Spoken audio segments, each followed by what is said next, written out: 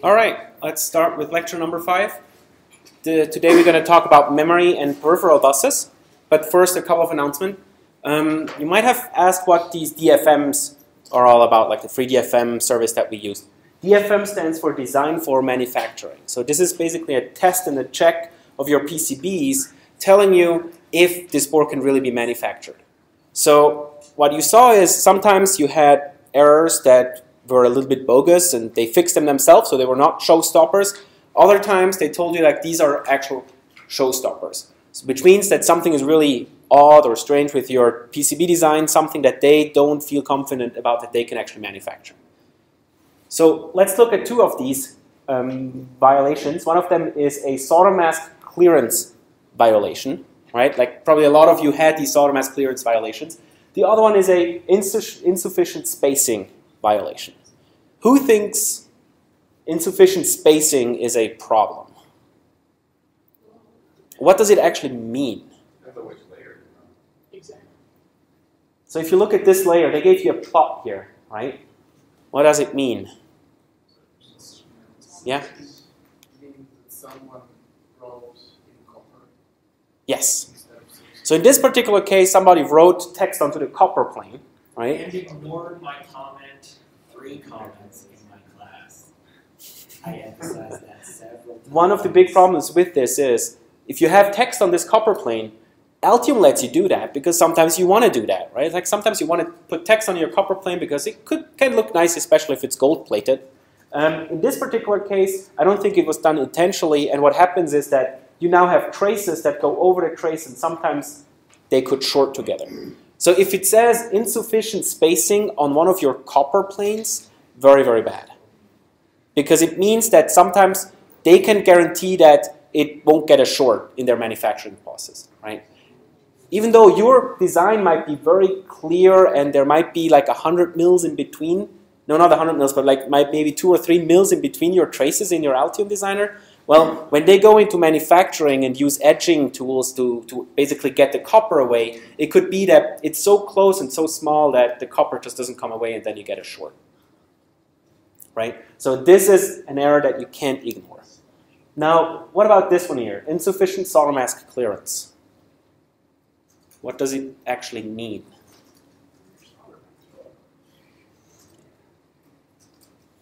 Anybody? What does it mean? Yes? It means your solder mask too close. Exactly.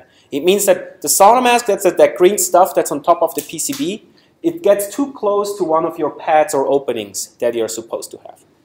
So they can't guarantee that the solder mask will be actually outside of the pad, but it could happen that it's actually on top of your pad. Now, that said, sometimes you actually want to do that. So what happens in the design is the following. Like if you look at it in the physical structure, you have your PCB that sits here, right? This is FR4 material, which is fiberglass. That's the stuff that's in between the sandwich. Up on top, you have a copper trace, or a hole, or something like that. And then on top of this, they put the solder mask to basically make these things not conductive to the outside so you can actually touch them without actually touching the metal. So what happens is, if it's just a trace, you get covered up like this. Right? That's what we want. Now, if we have a hole somewhere that we want to solder to, you preferably want the solder mask to stop before the hole. Or else, it could happen that this solder mask goes on top of the hole and it does something like this. And this is not very good because this can then lift off and the solder mask can come off, and they don't want that. In addition to that, we now have this gap on here that you have to fill with solder, and sometimes you have to go inside of it. Also not very good. Yet again, sometimes this effect is actually needed. For example, for BGA type of devices, which are ball grid arrays, where you have the chip, and on the bottom of the chip you have a lot of small little solder dots. There you actually want something like this, so that these solder dots go on top of the solder mask, that they help them to align and stay up on top there. But most of the time, this is not what you want. So that's why FreeDFM tells you, well, your clearance is so close, you basically went right to the edge here, that we can't guarantee that we don't go on top of it. They need a clearance between your copper that you have here and wherever the solder mask should stop. Is it a showstopper? No, because sometimes that's what you want. But in this case, they just warn you, we don't think this is what you really want. Any questions? So we should fix something like this? You don't have to. You can let them make it. It's not a deal breaker and see what comes out. Yes? How do you fix them? This particular one, what you can do is you can go in, click on the hole, and I think that was one of the things I did back in the day when I made this footprint. I have a solder mask override that I put in, and then say I want a 0 mil clearance. Just increase, like take either the check mark off, and it will automatically have a clearance around it. Or if you keep it on there, there's the override of 0 mil. You can change to 3 mil that they need as a minimum, and then you should be fine.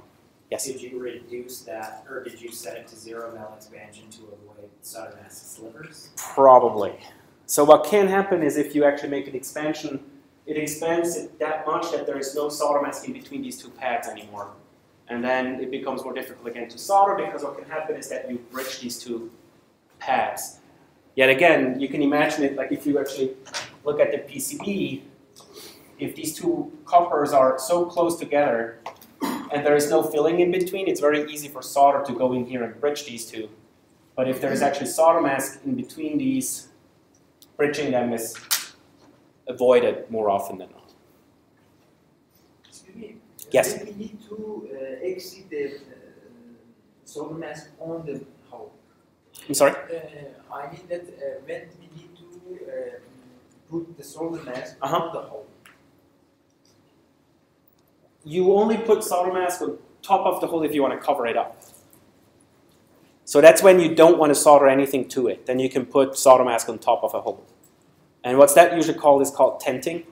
So oftentimes for vias, if you look at actual PCBs, sometimes you can see via holes that go down, but they have solder mask on top.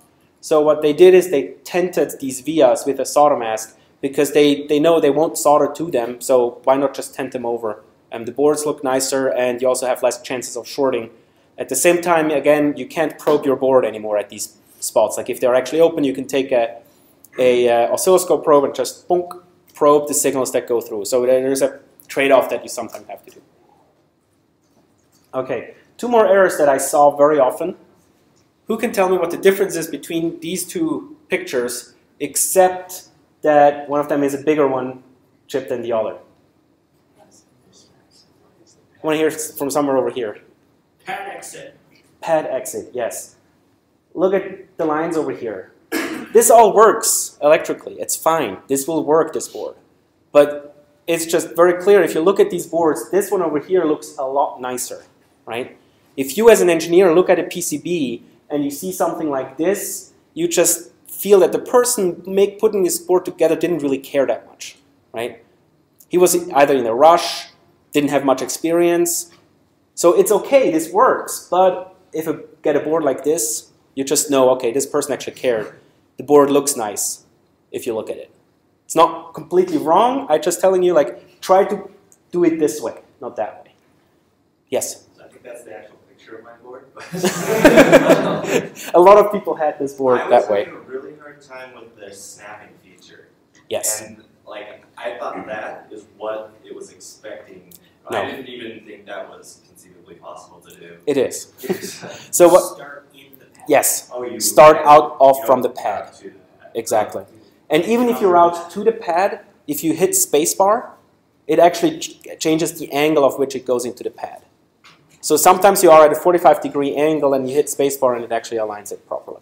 But yes, oftentimes for pads in Altium, it's easier to route away from them than into them. So what I oftentimes do is I route out of a pad, go close to the other pad, stop at the location where I wanted to, go to the other pad and finish it that way around. But then yes, again, hitting spacebar helps you a lot in aligning and getting the right angle into it. Any other questions on PCB layouting? If not, please submit your boards by this Friday. What we try to do is, or I contacted Circuit Graphics and they are aware of all the PCBs that are coming in.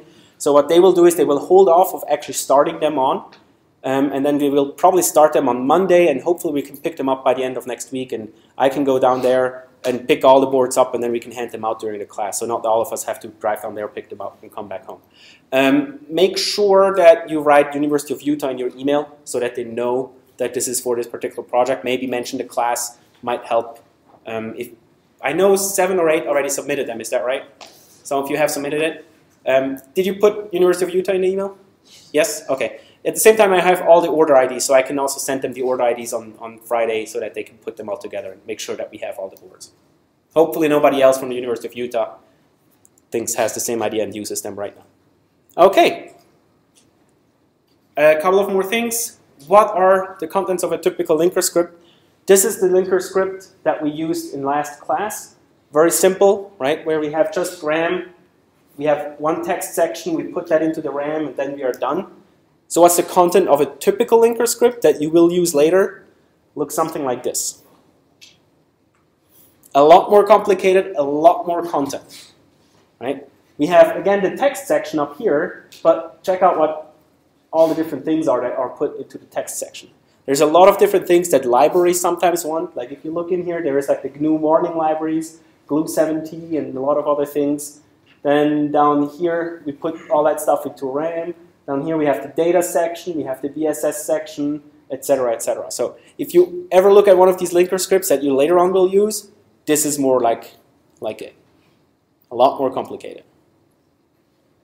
Okay, fun and easy minute quiz.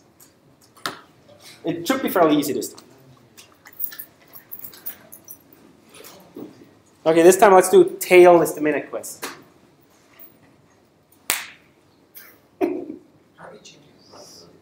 It's tail. I'm sorry.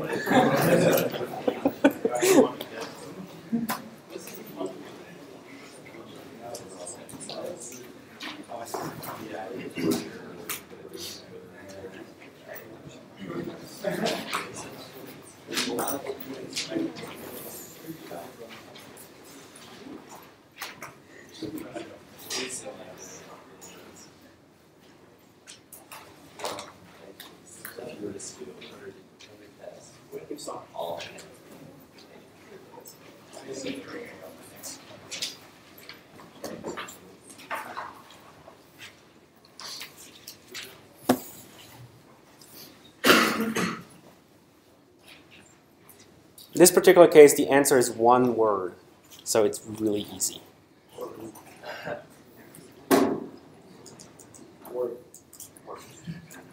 It's not word. All right, ready? Good. 1 minute, sharp this time.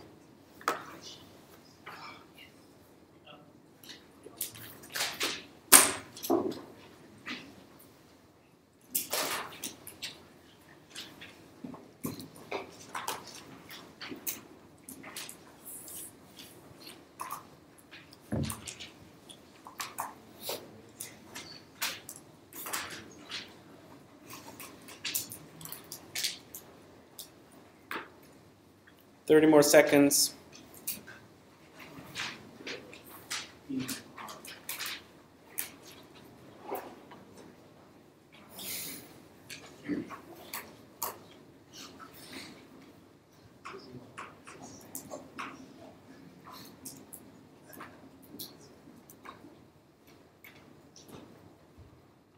Five.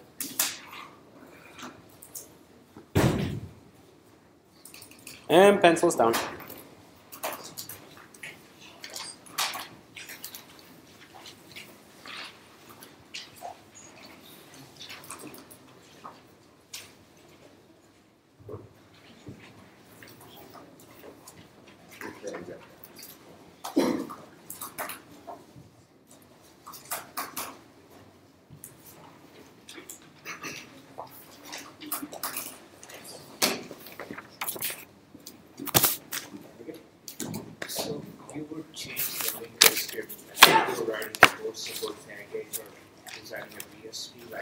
I'm sorry.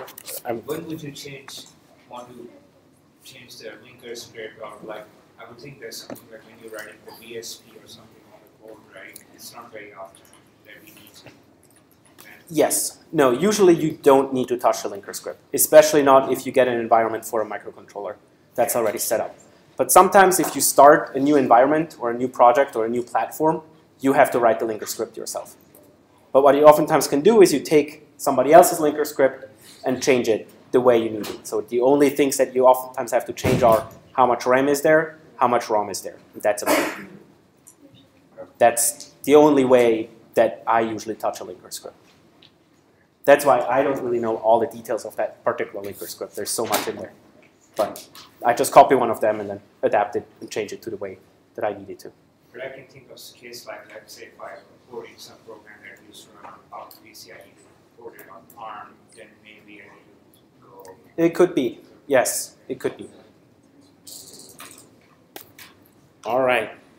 So today we're going to talk about memory mapped I/O a little bit more, and then we go into bus architectures. This time we're going to talk about a real bus system, the bus system that's actually used on the ARMs. It's called the AMBA. In this case, we look at the ARM Apb and the ARM AHB Lite buses. Last time we talked about memory.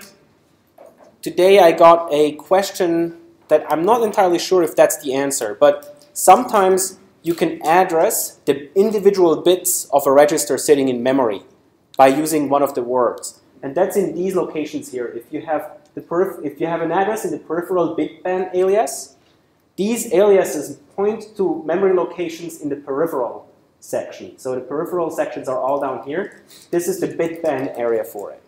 So if you want to read up on details on that, search for bitband on ARM Cortex M3s, and it will tell you what this particular case is. So in the Smart Fusion documentation, that's where they talk about it. Yes? What benefit would that give you over just using a map, like an ANDed mask or an XOR mask? Sometimes you really don't want to touch other bits. Even if you AND it, or if you, for example, read something out of it, sometimes you really only want to go and read one bit and not touch any of the others. That's when you would go into this particular area. Okay, so yeah, I guess with a mask you read it out, Exactly. math and stuff, and then bring it back. Yes. This will be one instruction done. Correct. I rarely use it. Oftentimes they make the register maps such that you always have to write into something to clear a bit, or you read a bit to actually get the status out. You will see about it. Like sometimes you have 3 registers to do operations on more or less the same background register that they're actually using. So exactly for this case, if you want to clear one particular bit, you write it to one memory location. If you want to set one particular bit, you can write into a different memory location without having to change or touch or read out that particular register. Did that make sense, what I just said? So if not, it's a very important concept. So imagine you have a register in the background that toggles your I/O lines, right? So we have a 32-bit register with a lot of slots in here. Assume you can read and write this register. If you read it, you get the status of an I/O line. If you write into it, you will change the status of that I/O line. Okay? So how do you make sure that you only change, for example, bit number 30 without having to go and change any of the other registers? You create a mask. You can create a mask, yes. So the problem is you can't just write one right-shifted, left-shifted by 30 into this register, right? Because what would happen is you would set all these registers to 0, bits to 0, and that bit to 1. So you just changed the output of your I/O lines. What if you don't want to do that? Well, the first thing is you read this register out, get the status of all the different bits. Then in code, you flip this particular bit and write it back into that register. Made sense? So you read the status first, flip the bit of that status, and write it back. Then you know that these bits have not changed. Now, yes? The mask still seems a lot easier. Okay, how would you apply the mask? like and with a bunch of ones, and then my bit, whatever I want to change. Sure, but you just read out this register, right? Oh yeah. It's the same concept, right? Like, yes, flipping this bit in that read out status register, you apply a mask and do stuff with it, yes. Right? So now, oftentimes they have a trick. What they do is they have one of these registers in the background, but they then declare eraser.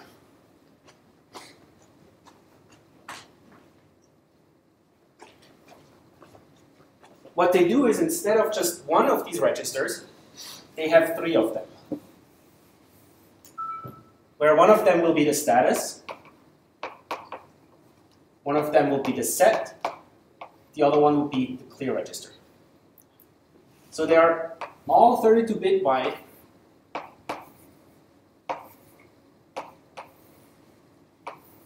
And what happens is, if you want to clear one of these bits in this register, you write into this memory location and set the bits here.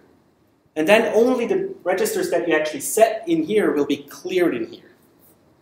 So setting would mean you write a 1 in here, and then you make sure that this bit would, for example, be cleared. Or if you do it this way, so you set 0, 1, and the rest are zeros, then you would make sure that this bit will be cleared to 0 in the actual register. If you want to set a bit, you could use a second register. Whatever is set in here will then be set and applied to this register. And the status register would be, if you want to read the status of this register, you could read it out. So oftentimes, what then happens is that this register would be a read-only register, and these would be write-only registers. If you read from these registers, you get garbage back, most of the time, or just zeros. But there's no meaning behind them. So that's a different way of how they oftentimes make access to registers available, without having to go and read the whole status out. The other one is using the bitband area, where you can address individual bits of certain memory locations. Okay? Yes? You mean we have three other registers for every register? 2 more. But that's not always the case. That's just sometimes how they implement, in some peripherals, how they implement certain techniques. Yes. So for example, they use the status as the storage register, and then applying and changing things on that register, you use these 2 different registers to write into certain bits and to clear certain bits themselves. I think this is more easier. This is also how it's often done. So, especially for things where you can get problems with writing and reading into it. All right. Is for everybody clear how you would get something out of memory in assembly? How you read something out of memory? What assembly instruction would you use? LDR. Load from a memory location into a register, right? That's how you go and get data out of any of these memory locations in there. Yes?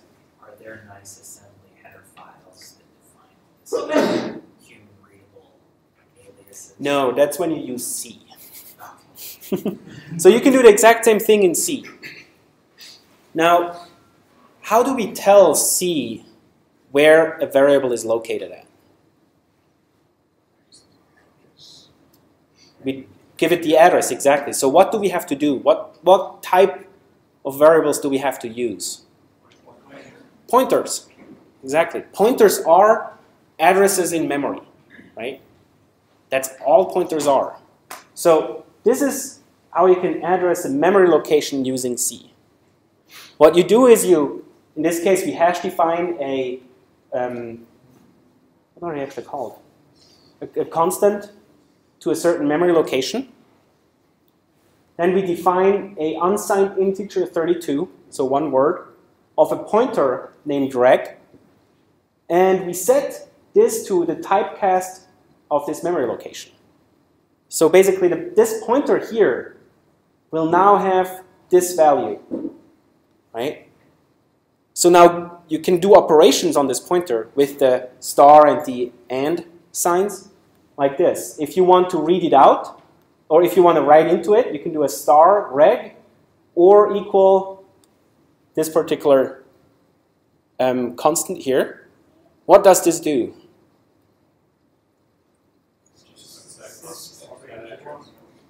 Exactly, it will read this memory location, right? Because we have the star of the pointer, it will actually operate on the memory location, not on the pointer itself.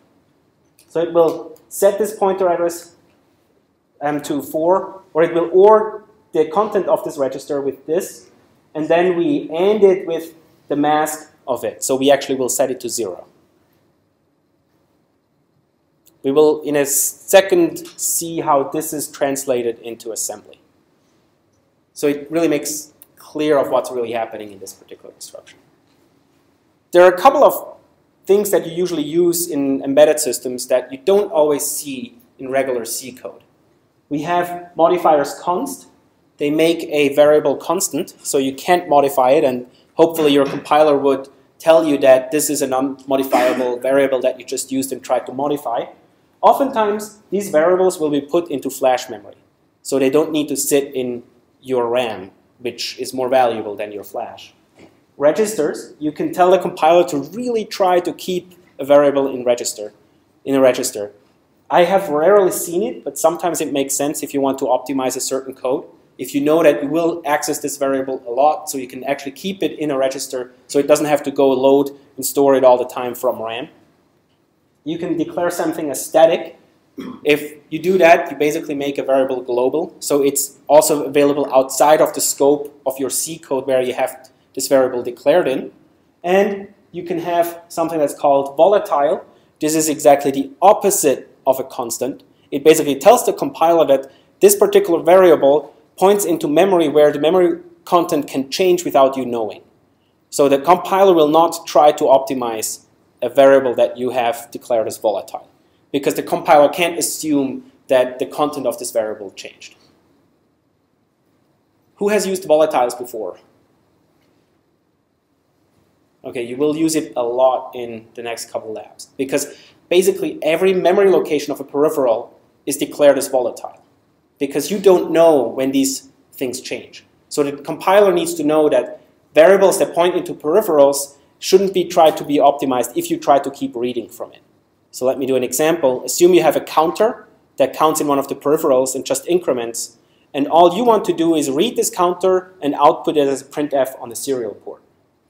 If you have a while loop where you read the same variable all the time and output it on your serial, as a printf on your serial port, what could happen is that your compiler is smart enough, sees that you're accessing the same memory location all the time, and just optimizes it away, does one read of the memory location, and after that just outputs the register all the time. Well, that would defeat the purpose, right? Because you wanted to go and really read that memory location. So what you do is you declare this as a volatile, and then you know it will go and actually read that particular memory location all the time. Yes? So I'm trying to make understand the difference between const and register, because if I were to implement const in assembly, logically I would just put it into some register that I would not want to modify. No, to me, it would not be in a register. It would certainly not be in a register. So where does it get stored? It gets stored in flash.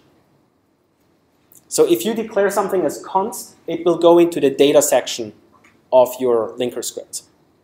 And the data section is usually in ROM, which is a memory location. And what would happen is, yes, it would eventually get read from that memory location into a register to do operations on.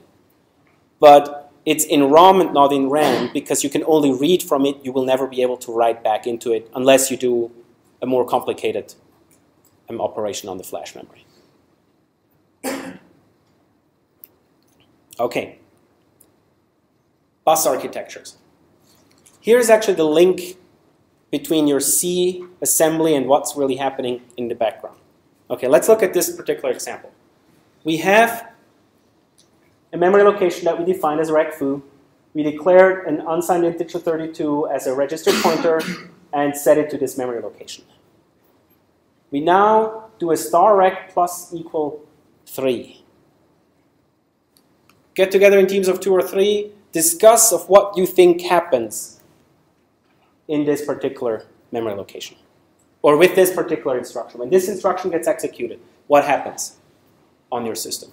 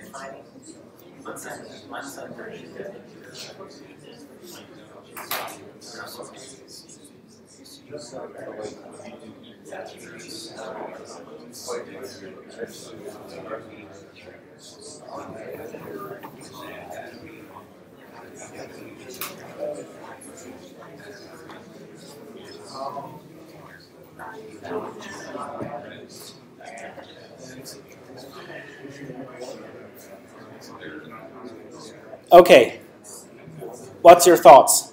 What happens? What's the first thing that has to happen? Actually, what do we do? What does this do, this particular thing? Adds 3 to the value of that. Adds 3 to the value of the address? At the address. At the address, exactly. It modifies the memory where this address is pointing to, right? So what do we have to do first? What happens? In order to execute this particular C function, what will happen on the microcontroller in assembly? Yeah, at the blue line, this guy. What is this going to be translated into? What's the value? I heard it, a load, right? We load into, let's say, R1, wherever foo points to.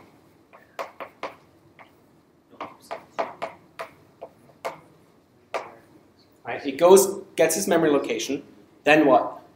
Add 3 to R1. Add R1, 3.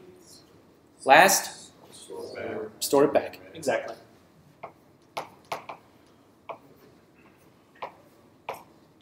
Now, don't get me wrong. It could be that some of the notation here is wrong, but I think I'm not sure if they have to be W's or not.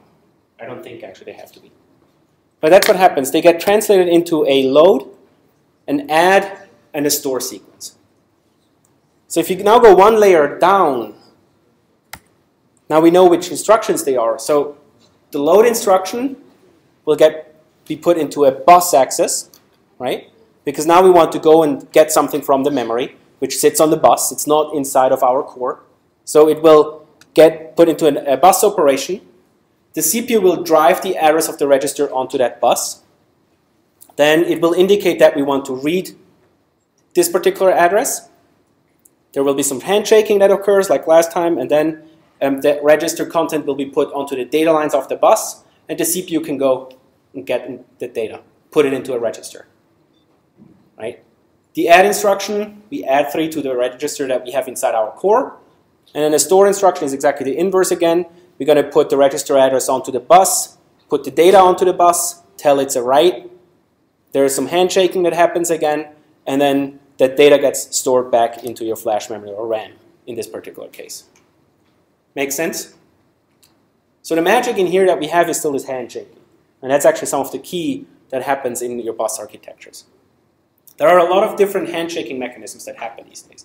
So for example, we have on system on chips, you have memory and peripherals. They most of the time sit on something like the AMBA, AHB, or Apb bus, which we'll be looking at in this particular lecture.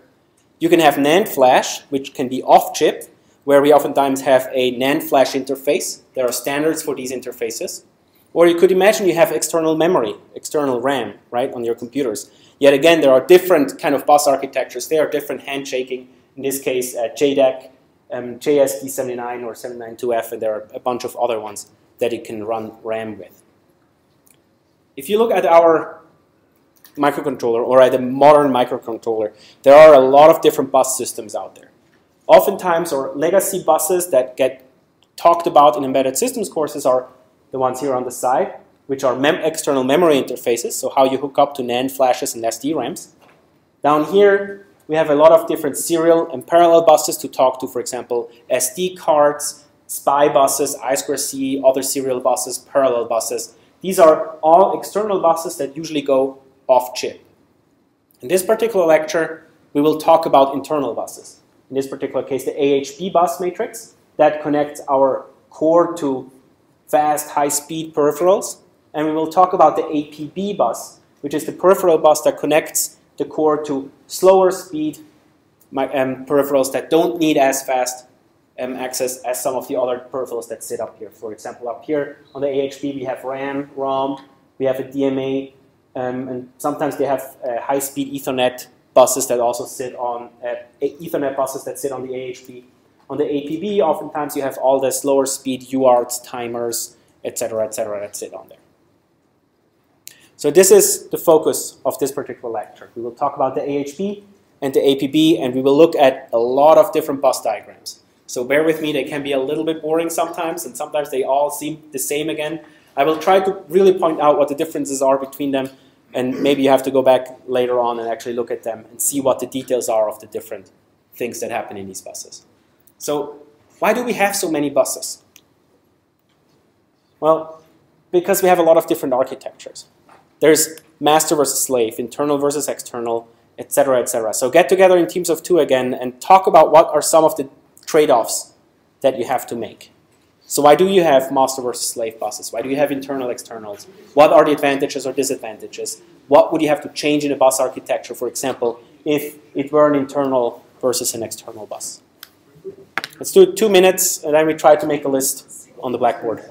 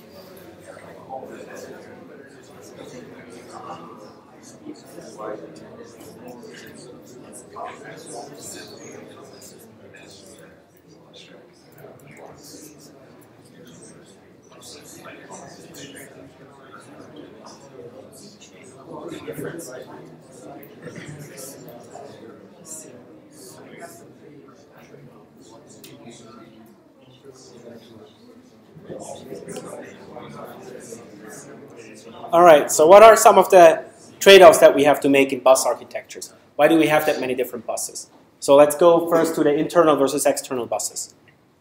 What are trade-offs that we have to play?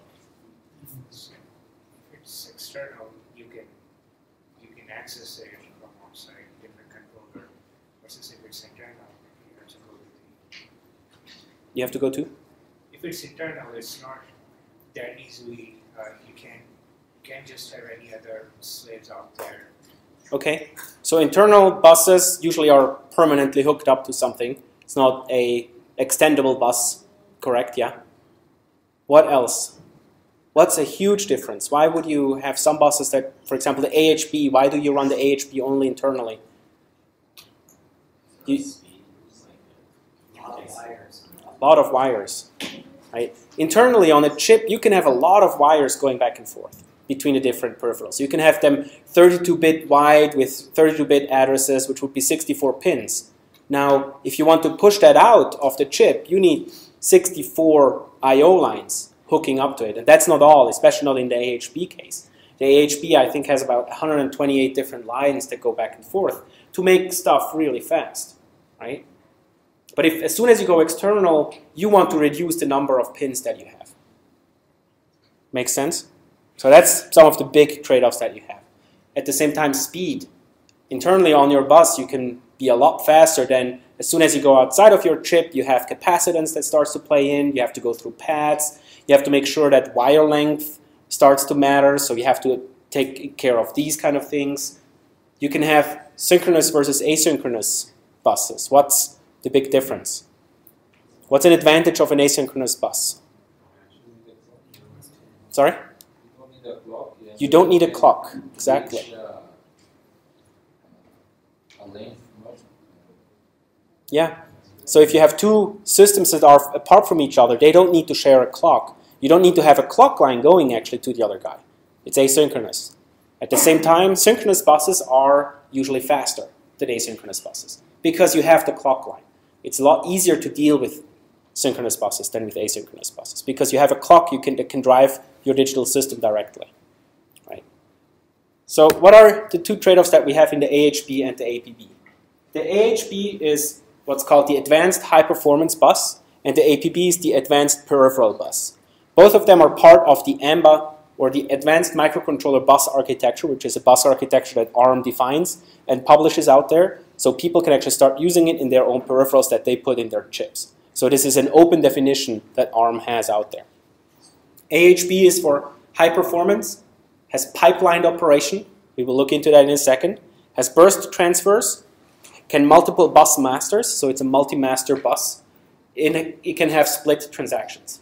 While the APB is lower power, it's latched address control, has a simple interface, and is suitable for most or almost all peripherals, many peripherals in this case.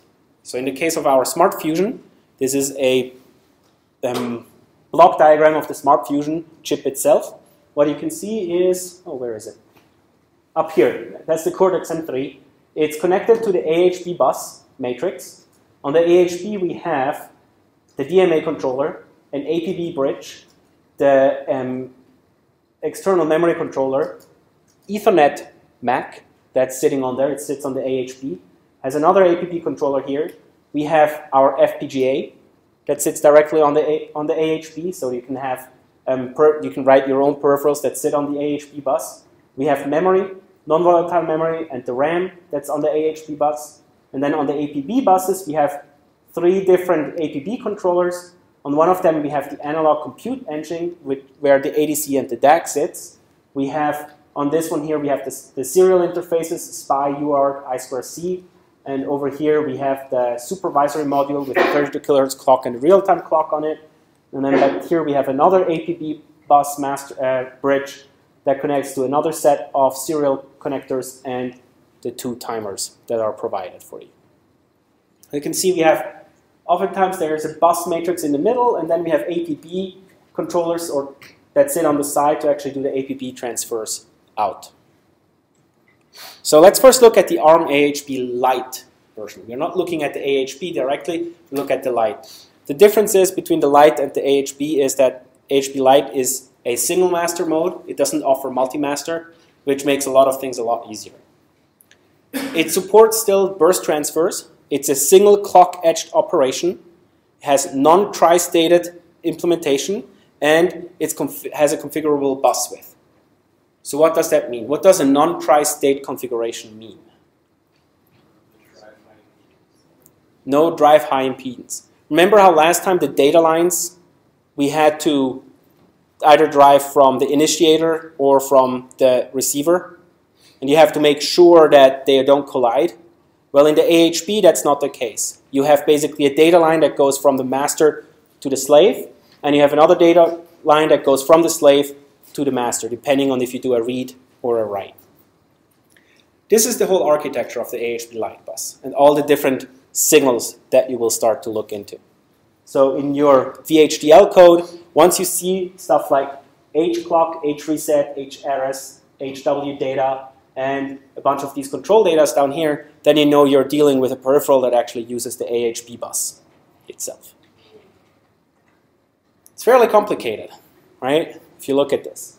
Especially, imagine now many of these lines. So for example, the H address line, I think it's 32 bits down here.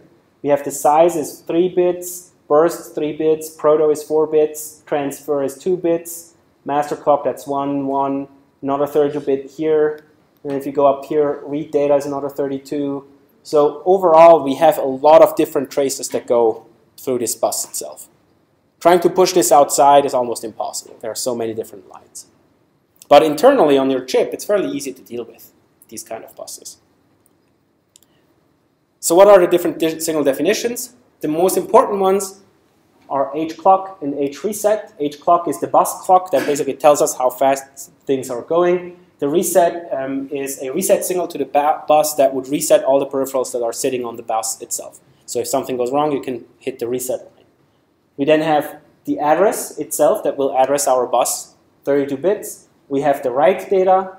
We have a whole bunch of different control signals. We have the write indicator, which tells us if it's a read or a write. Remember, write equal 1 is a write, write equal 0 is a read. We have the size, which will tell us what size of the transfer we want to do. So it could be a byte, half word, or word transfer. We have a burst indicator that tells us, we will look into the burst actually in details, how many bursts that we want to read. So we can increment at a certain number and do a very quick read from a memory location, then increment the reads automatically. You have the protocol that we are using. We have the HTrans, HMaster log. Most of these we will almost never need to worry about.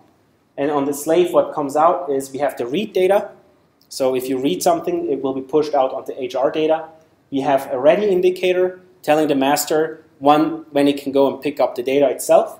And we have the H response, which is a response from a transfer. Did the transfer work out? Yes, or if there was an error internally in the peripheral itself.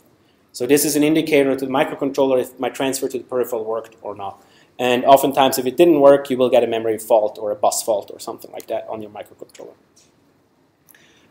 Quick conventions on timing diagrams.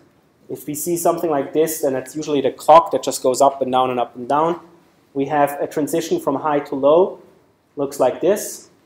If we have a transition where in the meantime nothing happened, so it was a high and then became a high again, they have a little tick in there, which means that something could happen in this particular location before the line comes back up again. If we have a line that goes like this, so there's a line on top and at the bottom, it means that at this point the bus has been stable and no changes have happened on the bus itself. If the bus is high impedance, you usually see like when it goes from a stable mode into a high impedance mode, that it's a line in the middle. We have the bus changes itself, so if it's a multi-bit bus, you have something like this, and then there's a new value sitting on the bus. And if it transitions from high impedance to a stable bus, you have this particular symbol here. This is important because now we will look at a lot of these guys. These are bus diagrams. And in this case, it's the AHB read transfer and the AHB write transfer without wait states. Anybody know what a wait state is? The name says it, but what does it mean? You're just waiting for read or write. Exactly. It's when the peripheral is not fast enough to handle the particular transfer, you have to add wait states until the data is actually available on the bus. Anybody has an idea when this could happen? When would a peripheral need a wait state? Yes? When a peripheral will need a wait state? Yes. Well, what would happen is the master wants to read from a location, and then the peripheral tells him, hey, wait, wait, wait, not so fast. Peripheral can't keep up with the master request. Sorry? Peripheral cannot keep up with the master request. And when would that happen? How could this happen? If you have to read a peripheral that's slow, right? In your case, you said an ADC, yes. Or if you, for example, have to read out of flash memory, the flash memory is not fast enough sometimes. It cannot keep up with the speed of your bus. So what the peripheral has to do is it has to wait for a couple of clock ticks until the data has been read out of your flash memory and put back onto the bus. So wait states get added if a peripheral can't keep up with the master clock itself. In this case, AHB always has first an address phase and then comes a data phase. So the first clock tick that happens, the address has to be set up. The address has to be valid on the falling edge itself.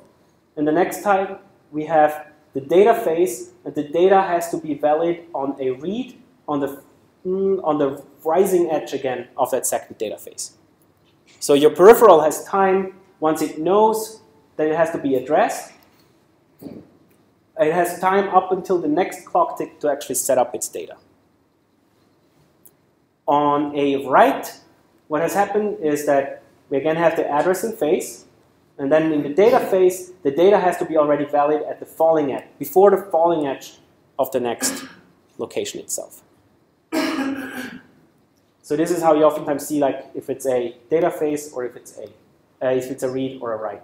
The main difference is you have the h write is low, and here it's high in the address phase.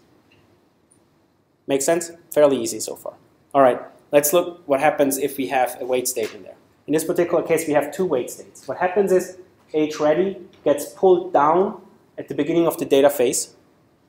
So what we know is that the master has to keep the address that he pushes out on the next phase, has to keep this one and wait until the data is ready. Then we pick up the data from A, and we will see what happens with this particular case right now.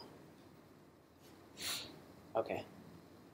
So with one wait state, very similar. Again, we have the transition down here. H ready gets pulled down.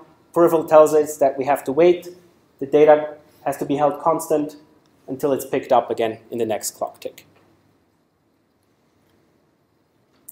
Valid data over here. All right.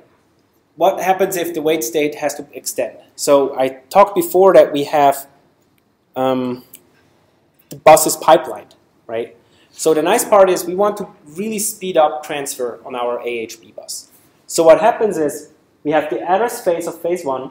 In this case, we do a write. And then in the next phase, we can do a read from B, right? But the data from this write is not available until the next clock tick. But the address is already set up for the next particular case. So what you can see is this is staggered. We have address, data for B. In this case, it's actually up here. Why is it back here? Because we had a wait state inserted in here. So what happens is A is the address. We indicate we want to be a write. So the data is on the write bus available here, gets written into that address at this particular clock edge. We set up a read from B, but the peripheral isn't ready, so it pulls down the ready line. We have to wait and keep actually address of C, which will be the next operation, into a write, constant over this whole data phase. The data for B will be read over here at this clock edge, at which point we set up the next one, which will be a write on C, which happens down here. As you can see, something is happening on each and every clock tick if there are no wait states. And if there is a wait state, the next transfer has to be held constant over that transition until the wait state is done, and then the next transfer happens. Right? So the address stage will be pulled over the data stage of the one access that had happened previously. So far, so good? Yes? So the master's controlling the top 4 and the slave is the last 2? Correct. No, actually, the master controls this, and this, and the slave these 2. Okay. And what happens when you have multiple slaves on your game? With multiple slaves, they will be based on the address. Okay. So the address memory location will be telling you where you are at, which slave will be selected. Was this the one not tri-state behavior? Yes. So how does it handle? There is actually another signal, the hSelect signal, which will select your peripheral, and there is an actual there is a decoder that decodes the memory location and has a select line out to different peripherals that will tell you, this address matches you, you're selected now, you should do an operation. And they will then drive the write data into that one. Okay, transfers can have 4 different types. We have the idle type, where nothing happens on the bus. We have a busy state, which will tell a slave that the master is busy and it has to wait. We have a non-sequence transfer, which means that this new transfer has nothing to do with the transfer that just happened previously. And we have a sequence transfer, which means that this transfer is related to the one that just previously happened. So how do we use this? Well, the non-sequence and sequence are used in burst transfers.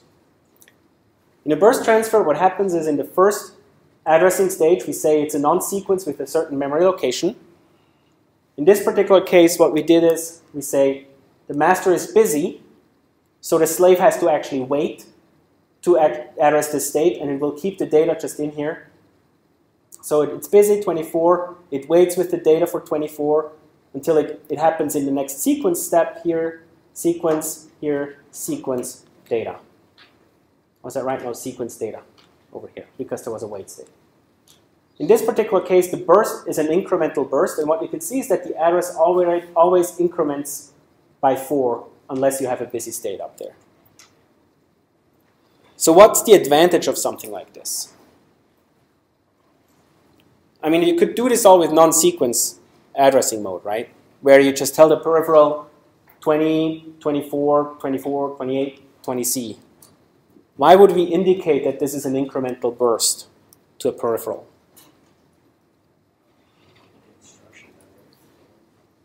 Sorry? Maybe instruction memory. Instruction memory? Could be. But what can the peripheral now do, knowing that we are in an incremental burst? Set itself up for the next read. Yeah, you can do optimizations in your peripheral. For example, if we know the size of our read, we could go and get bigger chunks out of flash memory. Or if you have to access an external bus system, we can go and get bigger chunks from there to optimize the bus transfers. And that's all what bursts are actually used for. And there are a lot of different bursts. So, yes? In previous slide, the non-sequence and or busy or sequence is related to address. For example, when the address is the same, we say the one is busy. Yes.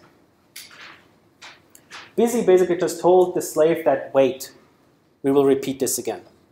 Like, non-sequence, what does it mean? non-sequence means it's not related to what happened before. It's basically the start of a burst, in this case. And then it tells it, we are busy on the transfer. So basically the incremental didn't happen, and then the increment happens in the next one. And sequence means that... Sequence means it's in a sequence of addresses, in this particular case. And then it points to what the type of the burst is on how the sequence is set up. And there are a lot of different types that can happen. So you can have different sizes of bursts and different types. You can have byte transfers, half word, word. You can have double, 4-line, 8-word line of transfers. So these different types of bursts will tell the peripheral how many bytes I actually want to read from you, in what size of chunks I actually want them on over the bus. In addition to that, we have different types of bursts. We can have a single one, that's just like one quick read. We can have an incremental one where the incremental, we know that the memory address will increment, but we don't know for how much we will increment. We can have a wrap 4, which means it's on a 4-byte boundary that our wrap happens on memory location. We will look at that in a second. We can have an increment 4, which means that we will increment 4 times from the first memory location that I give you. Similar then, we can have wrap 8, increment 8, wrap 16, increment 16. So what does this wrapping all mean? This is an example of a wrap 4 transfer. What happens is the first one is a non-sequence, read from 38. We get a wait state down here before the data is available over here.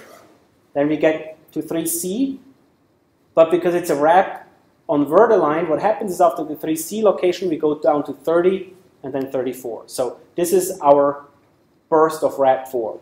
We started reading at 38. Once we hit 3C, then we go down to 30 and 34. Yes? Does the CPU have burst instructions? Sorry? Does the CPU have the memory, the first memory reader, right? It usually happens automatically. It's just the DMA that does this kind of Yeah. Okay. Increment 4, different from before. We have 38, 3C. Now we increment to 40 and 44. We can do a similar thing with wrap 8. This time we go 34, 38, 3C, and then drop down to 20, 24, 28, 20C, 30. So it's basically just a modulo 8 on the last digits on your address that you do with these wraps. Interestingly now, you can also change the size. So if you say you have a half-word size transfer, what happens is the address is incremented by 2 bytes, because half-word is 16 bits, so this is how you go through your bus now. Or You can also change it in between. So what you have is we have an increment of half words. In this case, we do a change and go over into increments by words, and you can see how the addresses change. One of them is non-sequence sequence, non-sequence sequence sequence, etc., etc. Sorry? Does that apply to different instructions when you do the Yes. non-sequence? It's how stuff happens on the bus differently. Any questions to the AHB bus so far? Yes? When you wrap, the address that you started on seems to be kind of in the middle of all the address values that you wrote. Why is that?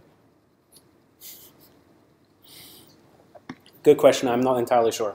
In what case you would actually use this? Sometimes maybe the way how you address memory when you read out of the code space, you want to start at this location and then you wrap down.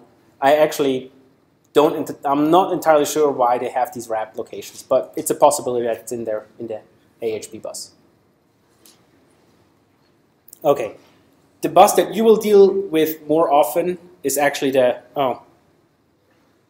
let's jump over to the Apb bus, because this is the bus that you will actually use in your labs.